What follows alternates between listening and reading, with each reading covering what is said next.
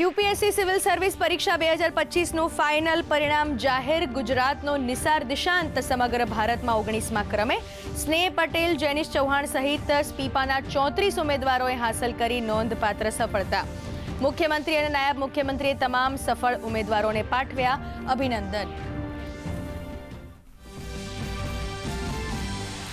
UPSC civil service final રિઝલ્ટમાં રાજસ્થાનના doctor અનુજ અગ્નિહોત્રીએ કર્યું ટોપ. રાજેશ્વરી સુએ મેળવ્યો દ્વિતીય ક્રમાંક. ટોપ 10માં મહિલા ઉમેદવારોનો દબદબો. 1087 પદો માટે 958 ઉમેદવારો થયા ક્વોલિફાઈ.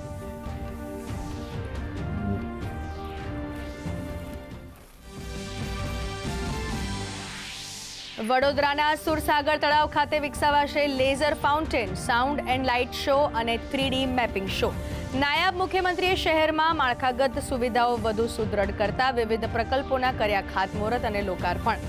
વડોદરાને દેશમાં સ્વચ્છતા ક્રમાંકમાં પ્રથમ ક્રમે લાવવા માટે નાગરિકોને કર્યું આહ્વાન.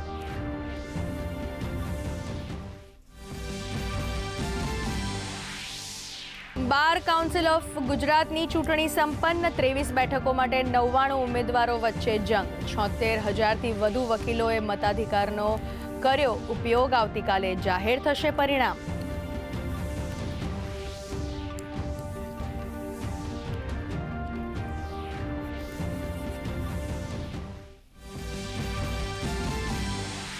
કૃષિ ક્ષેત્રને નવી ઉર્જાથી ભરવું જરૂરી. પ્રધાનમંત્રી મોદીએ કૃષિ અને ગ્રામીણ રૂપાંતરણ વિષય પર પોસ્ટ બજેટ સેમિનારને સંબોધતા કહ્યું, વૈશ્વિક સ્તરે બદલાતી માંગ વચ્ચે ખેતીને નિકાસ કેન્દ્રિત બનાવવા પર સરકારનો વિશેષ ભાર.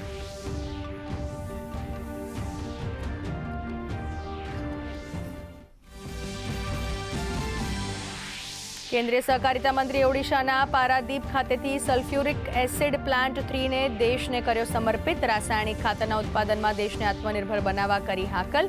તો આગામી દિવસોમાં ગુજરાતની જેમ ઓડિશાના દરેક ગામ સુધી ડેરી પહોંચાડવાનો ભર્યો હુંકાર.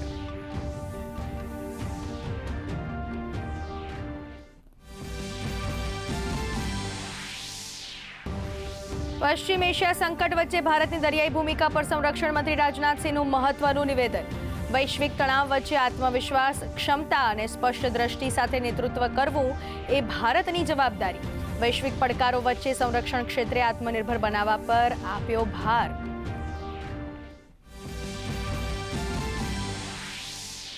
ચારધામ યાત્રા માટે આજથી ઓનલાઈન રજીસ્ટ્રેશનનો પ્રારંભ. વેબસાઇટ, એપના માધ્યમથી કરી શકાશે બુકિંગ. શ્રદ્ધાળુઓ માટે 19 એપ્રિલે ખુલ્લા મુકાશે ગંગોત્રી યમનોત્રીના કપાટ. તો 22મી એપ્રિલે કેદારનાથ અને 23મી એપ્રિલે ખુલશે બદ્રીનાથના કપાટ.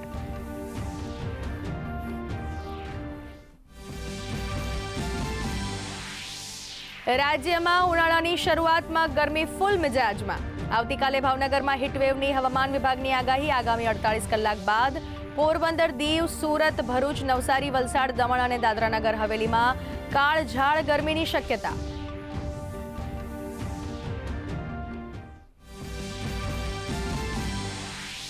અમદાવાદના નરેન્દ્ર મોદી સ્ટેડિયમ ખાતે 8મી માર્ચે ભારત અને ન્યૂઝીલેન્ડ વચ્ચે T20 વર્લ્ડ કપની ફાઇનલ મેચ. ભારત ફાઇનલમાં પહોંચતા ટિકિટોની ભારે ડિમાન્ડ.